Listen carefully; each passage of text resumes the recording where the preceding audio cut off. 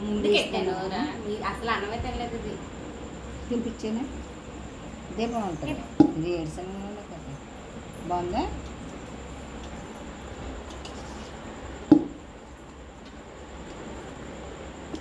నోరు పెట్టా చెయ్యదు నోరుకి నాకు పెట్టలేదు పెరిగిపోయింది.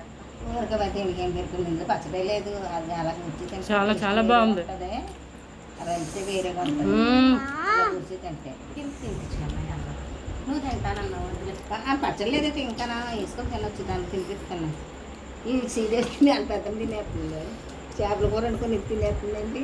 చేపల కూర ఎందుకు దీని ముందు, ఎందుకు పని చేయదు చేపల కూర. ఇది అసలైన ప్రసాదం, అమృతం అంటే. అవును తినిపించుకో. అమ్మమ్మ తినిపించచ్చు. మండిపద్దు చెయ్య.